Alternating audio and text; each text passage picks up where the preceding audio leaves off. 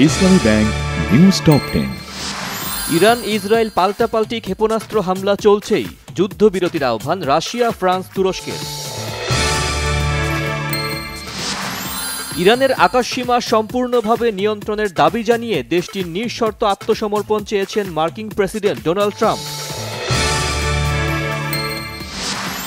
Iran Israel যুদ্ধে সংকটে ইরানে থাকা বাংলাদেশিরা নিরাপদ স্থানে সরিয়ে নিতে কাজ করছে সরকার, জানিয়েছেন ভারপ্রাপ্ত পররাষ্ট্র সচিব।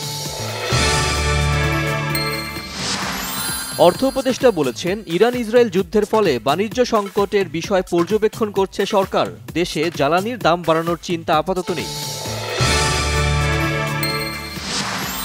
সংরক্ষিত নারী আসন ১০০ করার বিষয়ে বেশিরভাগ দল একমত, জানিয়েছেন বিএনপির স্থায়ী কমিটির সদস্য সালাউদ্দিন আহমেদ।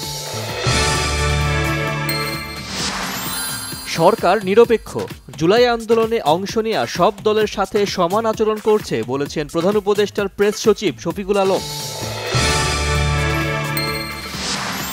প্রধান উপদেষ্টা ডক্টর মোহাম্মদ ইউনূস বলেছেন, একটি সুষ্ঠু উত্তরণ নিশ্চিত করতে সব রাজনৈতিক দলের সঙ্গে ঘনিষ্ঠভাবে কাজ করছে সরকার। জুলাই গণহত্যার বিচারে দ্বিতীয় ট্রাইব্যুনালের কাজ শুরু, শেখ হাসিনাকে আত্মসমর্পণের নির্দেশ দিয়ে বিজ্ঞপ্তি জারি। মেয়র পদে তার শপথের বিষয়ে মিথ্যা তথ্য দিয়ে জনগণকে বিভ্রান্ত করছেন উপদেষ্টা আসিফ মাহমুদ, অভিযোগ ইশরাক হোসেনের। গল টেস্টের নিয়ন্ত্রণ বাংলাদেশের হাতে, শ্রীলঙ্কার বিপক্ষে শান্ত মুশফিকের রান উৎসব, সেঞ্চুরি তুলে দুজনই অপরাজিত।